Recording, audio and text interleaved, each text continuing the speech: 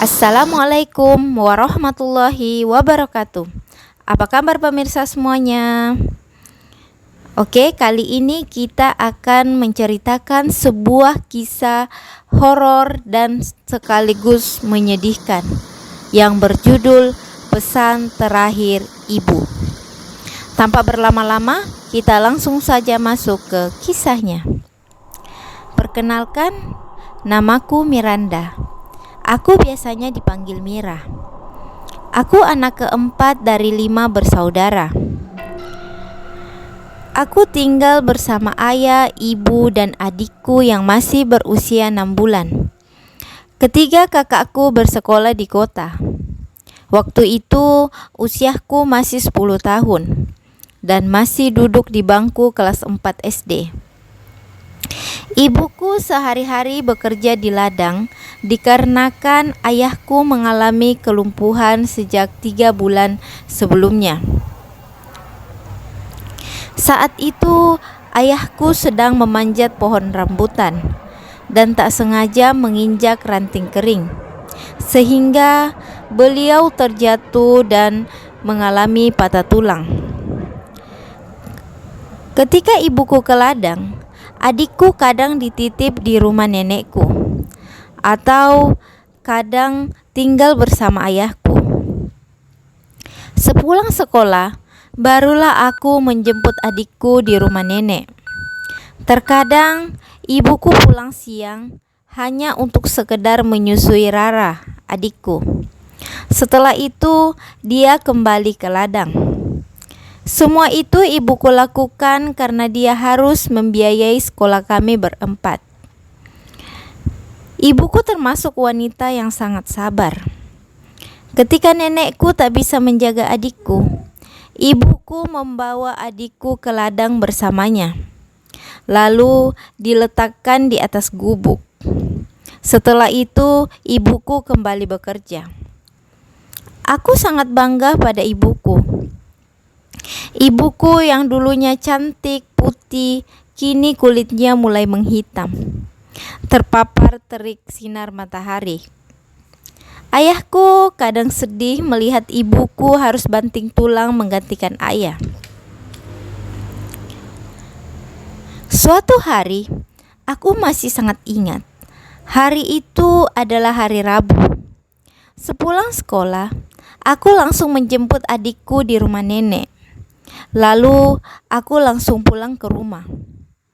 Aku terkejut karena ibu sudah pulang lebih awal, tidak seperti biasanya. Hari itu ayahku dibawa ke kampung sebelah oleh omku untuk dipijat. Lalu aku mendekati ibuku yang sedang berbaring di ruang tamu. Badannya gemetaran, mulutnya berbau dan mengeluarkan busa. Mukanya pucat. Aku segera meletakkan Rara di atas kursi dan segera memangku kepala ibu. "Ibu kenapa? Ibu sakit?" tanyaku. Ibu hanya menatapku tanpa menjawab. Ibu lapar ya? Biar Mira ambilkan nasi ya, Bu." Tapi ibu hanya menggeleng. Mataku tiba-tiba menangkap ada nasi di dalam rantang di samping ibu. "Bu, ini nasi dari siapa?" Ibu sekali lagi menggeleng. Waktu itu aku merasa sangat lapar.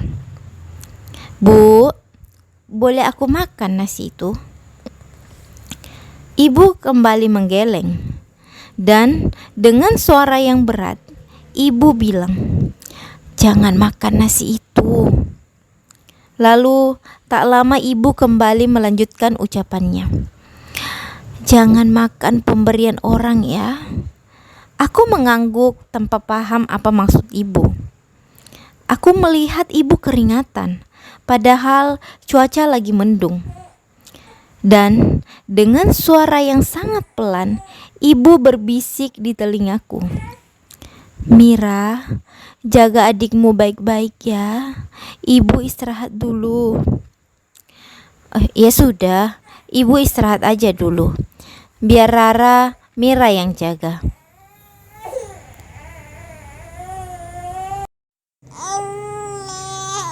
Aku lalu menggendong Rara di teras rumah. Tapi baru beberapa menit, Rara tiba-tiba menangis kencang. Sepertinya Rara lapar, pikirku. Aku lalu membawa Rara kembali masuk ke dalam rumah. Kulihat ibu masih tidur dengan posisi telentang. Aku lalu memegang pipinya. Bu, Rara nangis. Mungkin dia lapar ya. Tapi ibu tak bergeming. Aku lalu mengambil inisiatif sendiri. Kubuka resleting baju ibu, lalu kuletakkan Rara di atas dada ibu. Setelah Rara menyusu, dia berhenti menangis. Aku menatap ibuku begitu dalam. Ada kedamaian di wajah ibuku. Sepertinya ibu sedang tidur pulas, pikirku. Setelah sekitar 10 menit lamanya aku menunggu Rara menyusu. Kulihat Rara sepertinya sudah tertidur. Aku lalu menggendongnya ke dalam kamar.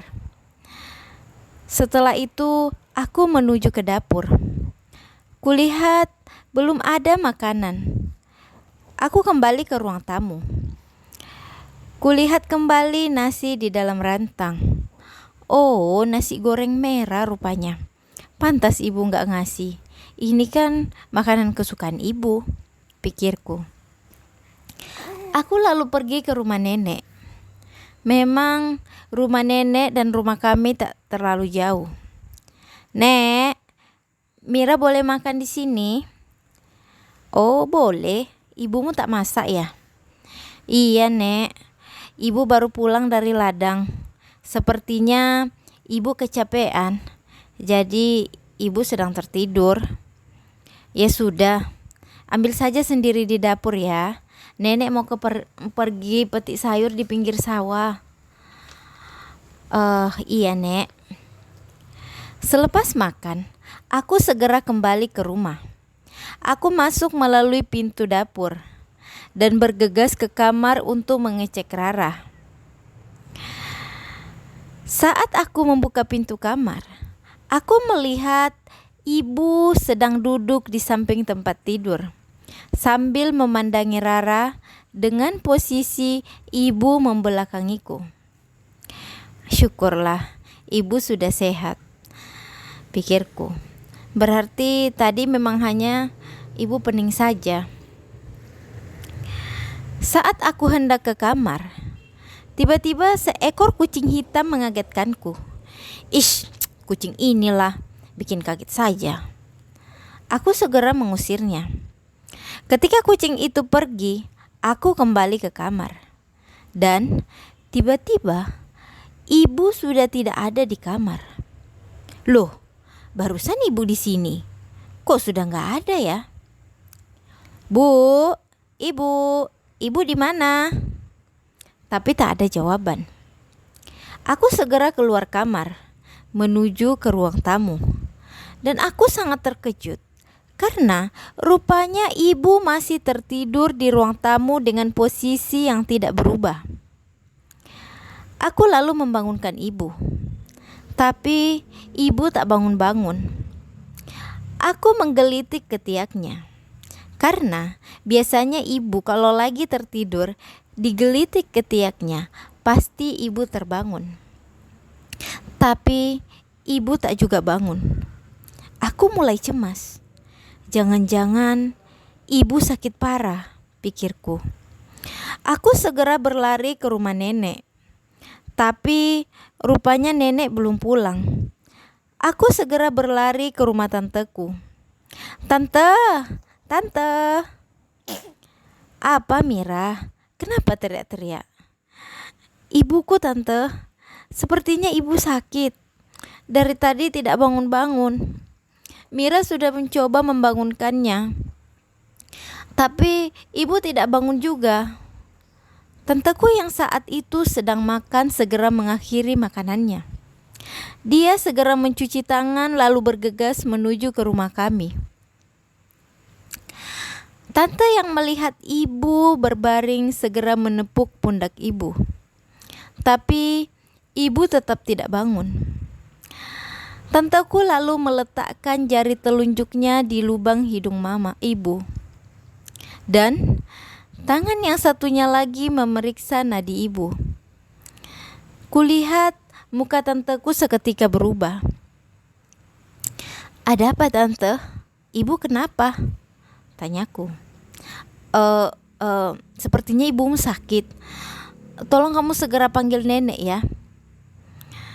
"Tapi tante, tadi nenek pergi ke sawah." Ya sudah, kamu di sini dulu. Biar tante yang panggil nenek ya. Kamu jangan kemana-mana ya." "Iya tante."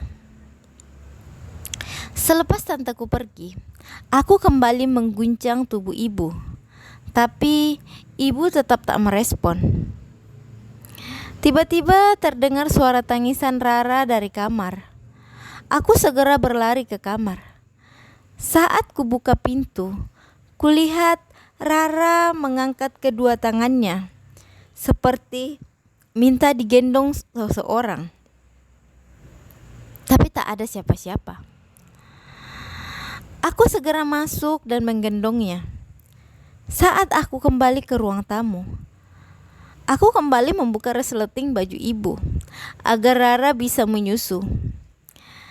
Saat sedang menunggu Rara menyusu, tante, nenek, dan beberapa tetangga langsung masuk ke dalam rumah. Kulihat nenekku sudah berurai air mata. Begitu juga dengan tanteku. "Narti, anakku!" Nenek berteriak histeris sambil memeluk tubuh ibu. Kemudian disusul oleh tante. Aku segera menggendong Rara karena aku takut Rara tertimpa mereka. Aku tiba-tiba merasa ada yang tidak beres. Oh tidak. "Ibu kenapa, Nek? Ibu kenapa?" Para tetangga mencoba memelukku. "Ada apa ini?" "Mira, ibumu sudah tidak ada." "Nggak mungkin. Ibu tadi masih sehat. Dia tadi masih bermain bersama Rara. Tidak mungkin ibu meninggal." Aku tak tahu. Air mataku tidak keluar. Aku hanya terpaku. Seperti aku sedang bermimpi. Kupeluk Rara erat-erat. Ibu tak mungkin meninggal. Dia hanya tertidur. "Nek, ibu hanya tidur. Ibu tidak meninggal." Waktu itu aku tidak histeris, tapi hanya sesekali menitikkan air mata. Karena aku meyakini ibu tidak meninggal. Barulah aku percaya ketika ayah datang dibopong oleh beberapa orang. Dan kulihat ayahku menangis sejadi-jadinya. Disitulah baru aku histeris. Ibuku benar-benar sudah tidak ada. Sudah banyak orang yang datang melayat. Tapi ketiga kakakku belum juga datang. Karena perjalanan dari kota ke kampung memakan waktu 5 jam. Itu pun jika ada mobil yang standby untuk ke kampung. Untunglah sore itu ada mobil yang kebetulan bersedia membawa ketiga kakakku. Hari itu ibuku tidak langsung dimakamkan karena kakakku belum sampai dan masih ada 2 saudaranya lagi yang masih dalam perjalanan. Aku terus menangis sambil memeluk erat adikku Rara. Aku tak mau melepas adikku untuk digendong siapapun. Sekitar jam 12 malam, barulah ketiga kakakku sampai. Mereka bertiga histeris. Mereka tak menyangka ibu pergi secepat itu. Ketiga kakakku memelukku dan Rara.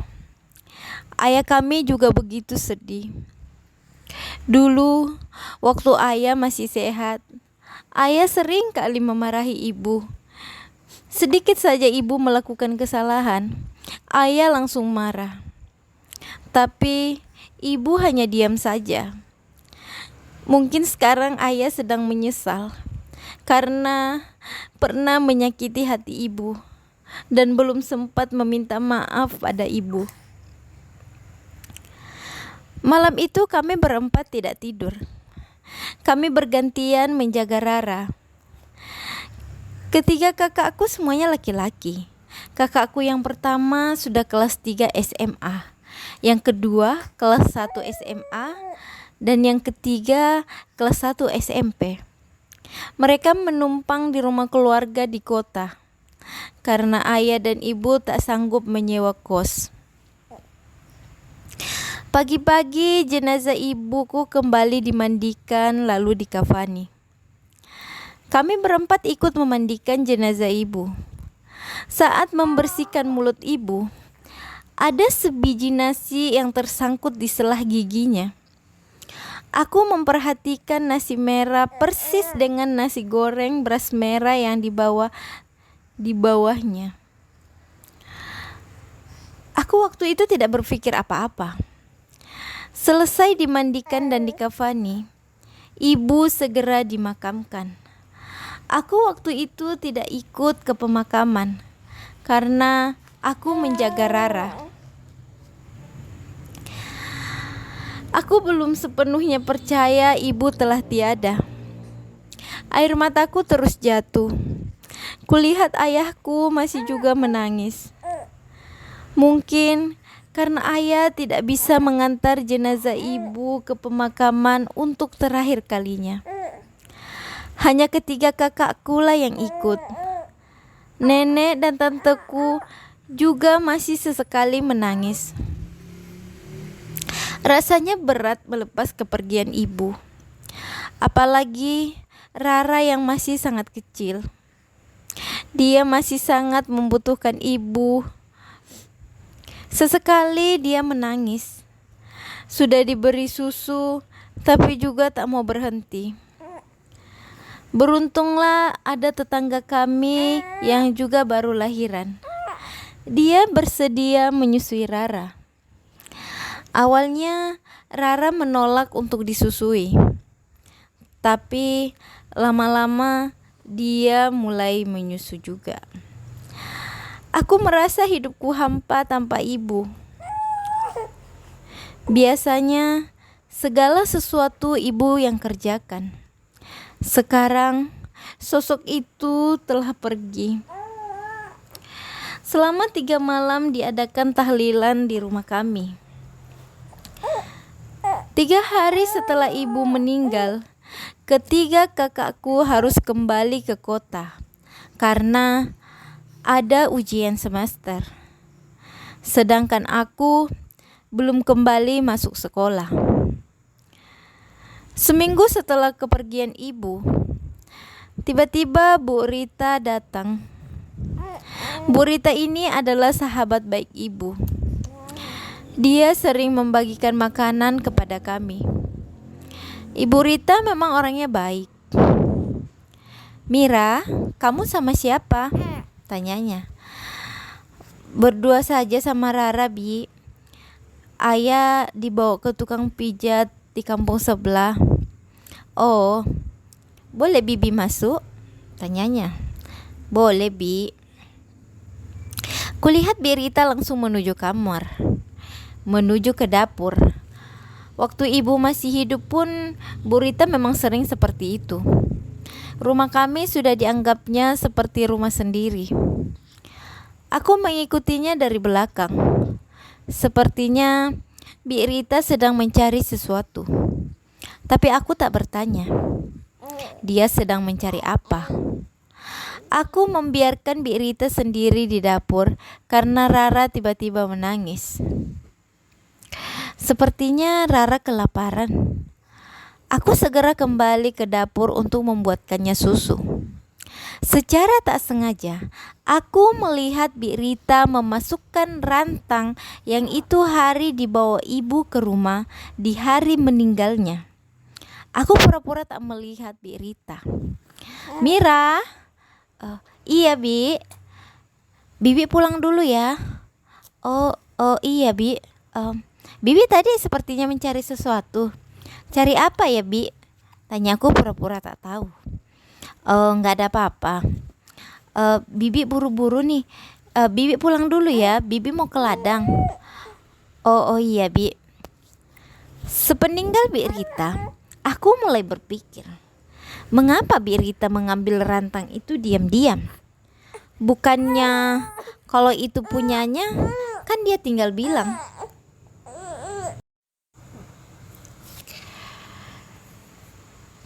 Hari-hari berikutnya, aku belum masuk sekolah. Ayahku menyuruhku agar aku kembali ke sekolah, tapi aku menolak. Rasanya aku tak sanggup meninggalkan Rara, apalagi ayah sepenuhnya belum sembuh. Bahkan aku memutuskan untuk berhenti sekolah. Ayah tak bisa berkata apa-apa saat aku bilang jika aku ingin berhenti sekolah. Bagiku, Rara segalanya bagiku. Harta yang paling berharga. Sepeninggal ibu, aku beberapa kali melihat sosok yang menyerupai ibu sering menampakkan diri di kamar. Kadang di dapur. Pernah sekali aku melihat sosok yang menyerupai ibu sedang memasak di dapur. Saat ku tegur, sosok itu menghilang. Pernah juga aku mendengar Rara menangis di kamar. Saat aku buka pintu kamar, dia sudah berhenti menangis. Rupanya ada sosok ibu di sampingnya. Suatu malam, saat aku sedang tertidur, aku bermimpi. Di dalam mimpiku, ibu mendatangiku, yang mana saat itu aku sedang menidurkan Rara. Ibu menatapku begitu lama. Aku ingin sekali memeluknya, tapi badanku seperti freeze, gak bisa digerakkan. Ibu tiba-tiba bilang, jika perut ibu sangat sakit. Lalu ibu kembali berkata, ibu baru saja memakan nasi dan perut ibu seperti terbakar. Saat ibu dalam perjalanan pulang, kepala ibu sangat pusing dan ibu muntah-muntah. Siapa yang memberi nasi itu, Bu? Tanyaku. Ibu tak sempat menjawab karena aku sudah terlebih dulu terbangun mendengar Rara menangis. Aku sejenak berpikir, apa maksud ibu? Apa ini ada kaitannya dengan Bi Rita? Sejak ibu meninggal, Bi Rita sering datang ke rumah membawakan kami makanan.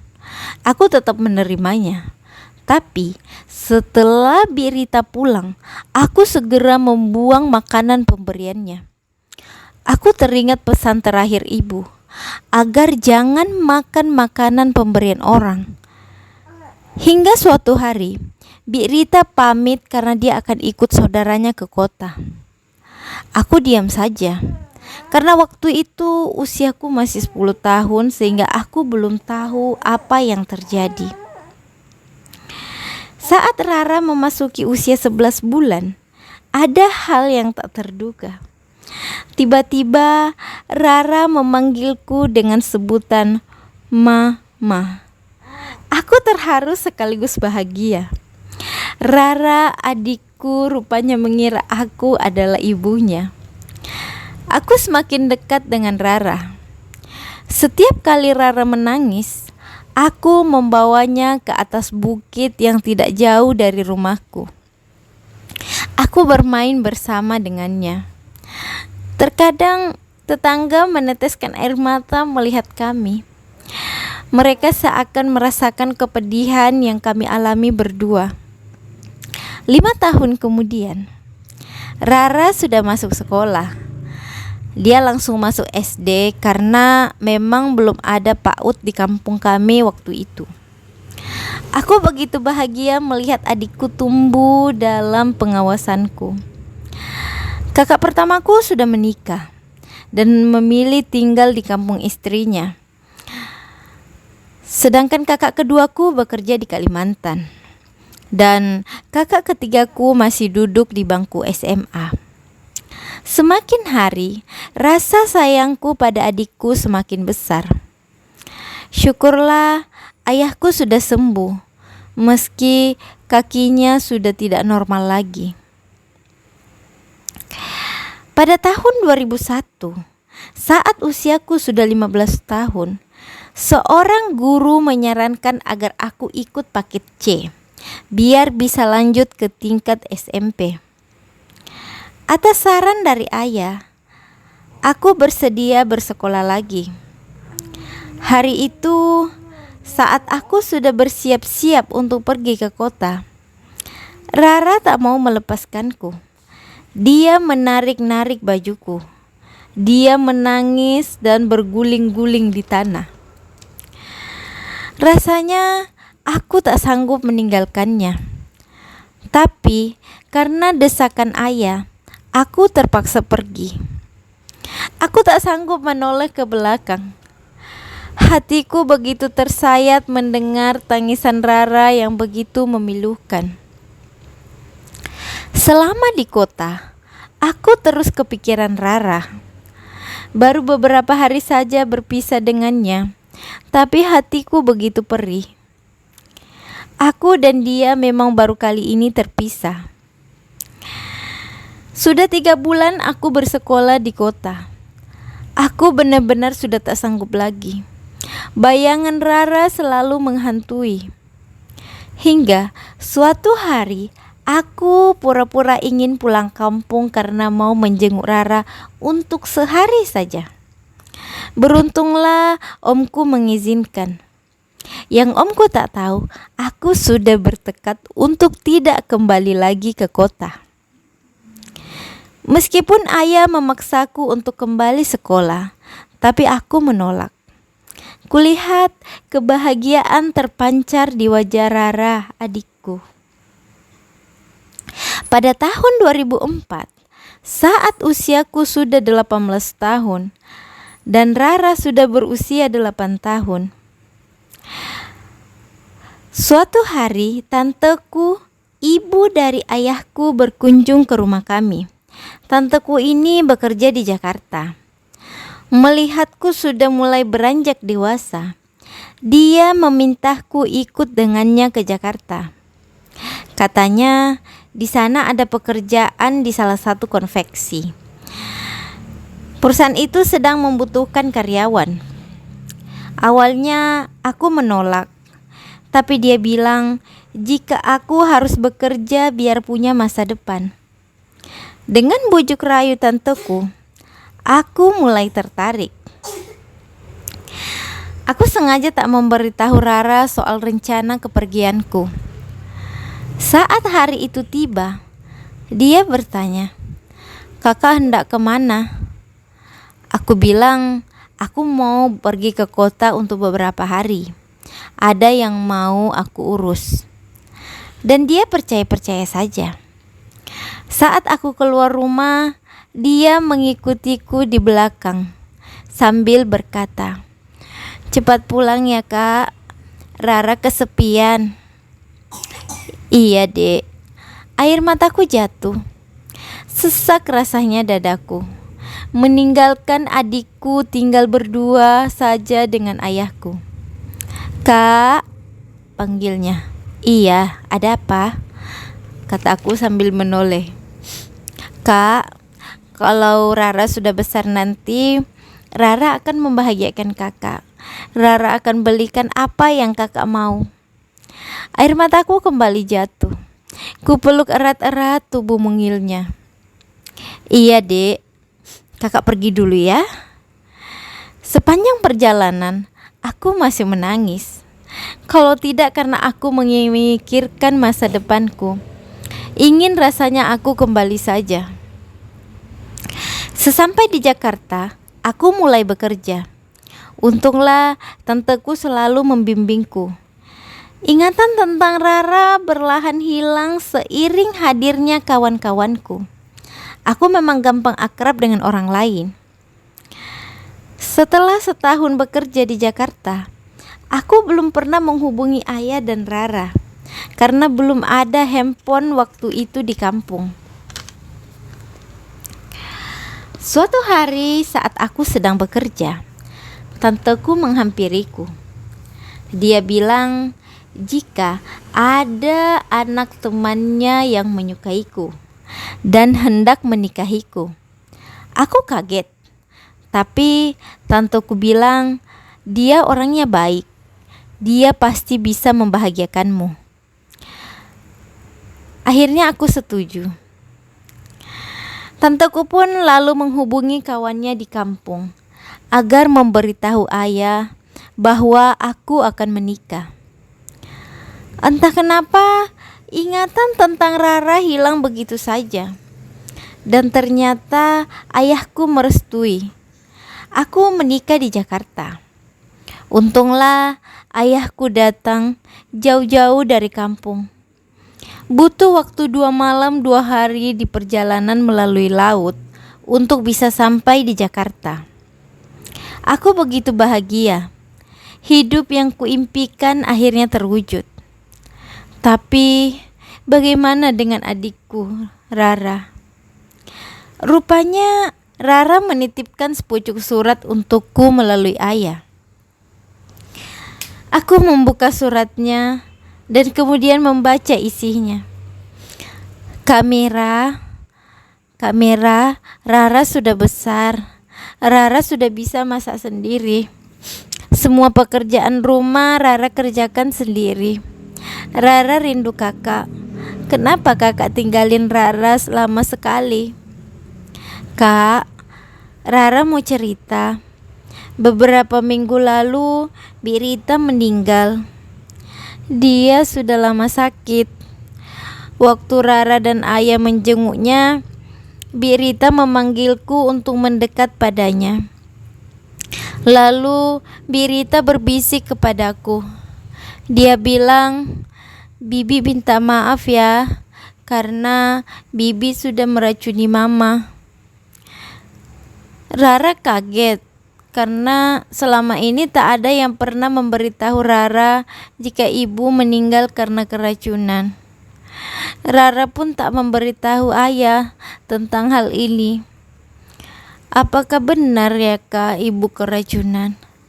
Tolong balas surat Rara ya kak.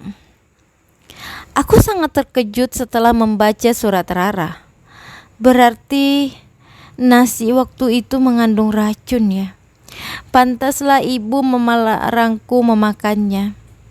Dan rantang itu, astagfirullah, rupanya ibu meninggal karena keracunan. Ibu meninggal diracuni sahabatnya sendiri. Kenapa Birita tega berbuat seperti itu? Apa salah ibuku? Mengapa dia selama ini baik kepada kami? Tapi kenapa dia tega melakukan itu? Tega memisahkan kami dan ibu. Aku tak bisa berkata apa-apa. Aku tidak tahu apakah harus marah atau bagaimana. Mengapa aku tidak mencari tahu selama ini penyebab meninggalnya ibu?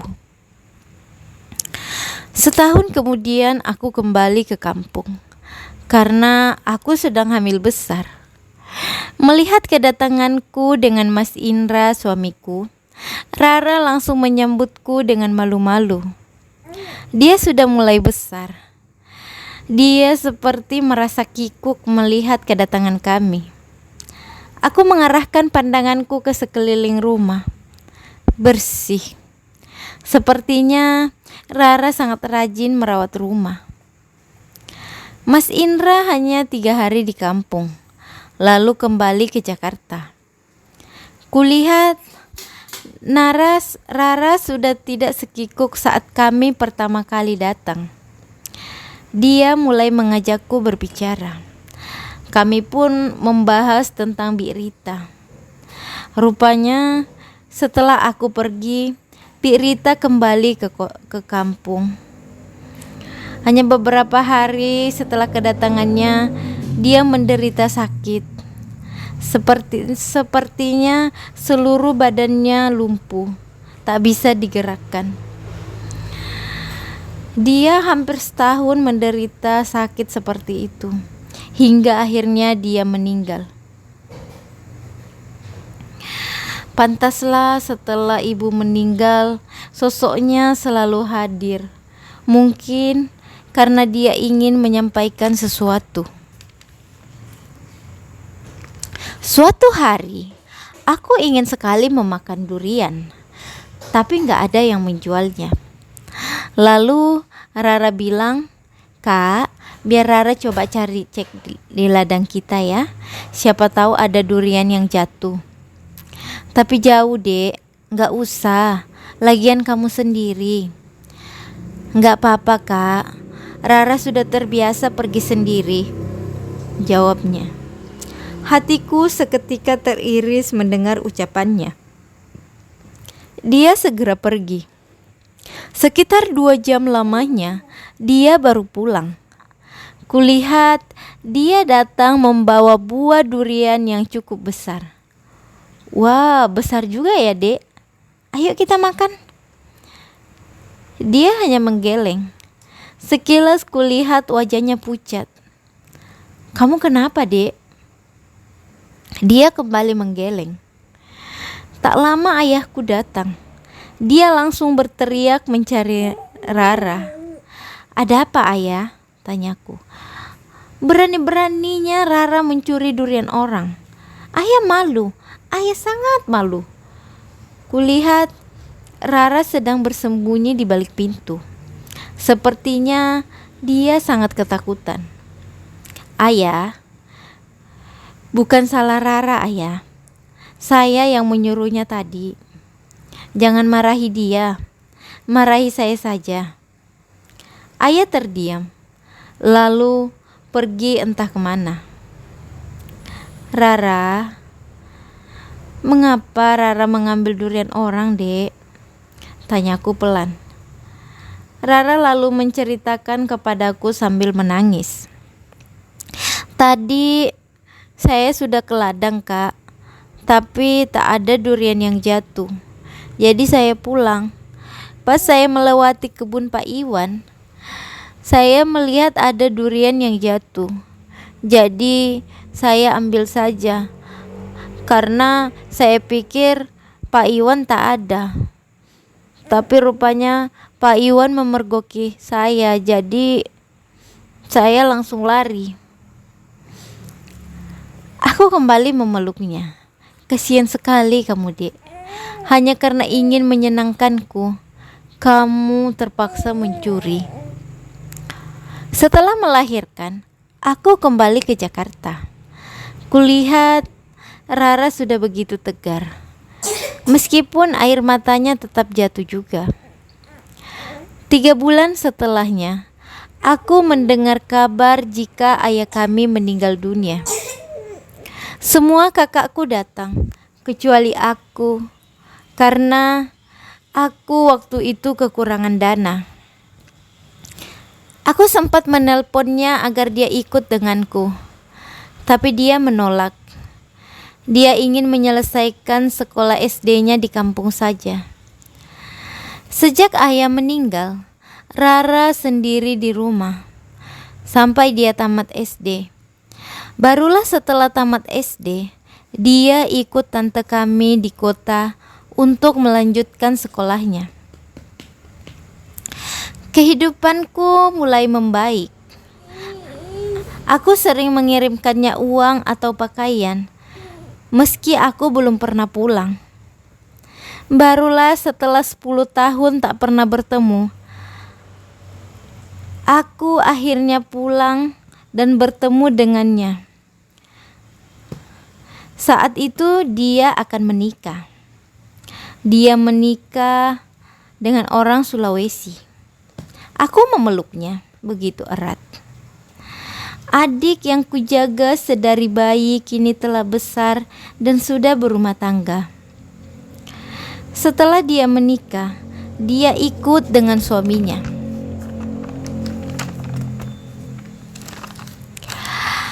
Aku masih sering mengirimkan dia uang meski dia sudah menikah dan sudah memiliki anak. Dia tak pernah sekalipun meminta apapun dariku. Tapi aku tetap memberinya, karena bagiku dia tetaplah adik kecilku yang kusayang selama hidupku. Pernah sekali dia ngomong, "Maaf ya kak, dulu Rara janji sama kakak, jika Rara sudah besar, Rara akan membahagiakan kakak. Tapi justru kakaklah yang sering memberikan apapun untuk Rara." Aku lalu bilang padanya, "Rara, bagi kakak, kamu bahagia saja itu sudah sangat membahagiakan kakak. Tetaplah jadi adikku untuk selamanya. Karena kakak sudah berjanji pada ibu sebelum ibu meninggal, bahwa kakak akan selalu menjagamu seumur hidup kakak." Kini aku dan Rara hampir setiap hari melakukan video call, hanya untuk sekedar say hello. Bahkan saat aku pergi umroh, dialah orang yang pertama kali kudoakan agar kebahagiaan selalu menyertainya, sampai aku sendiri lupa untuk mendoakan diriku sendiri. Selesai. Oke, itulah kisah dari pesan terakhir ibu. Jadi banyak hikmah yang bisa kita ambil dari kisah ini. Mudah-mudahan kita semua selalu diberikan kebahagiaan oleh Allah Subhanahu wa taala. Oke, sebelum kita akhiri, jangan lupa like, comment, and subscribe. Terima kasih. Assalamualaikum warahmatullahi wabarakatuh.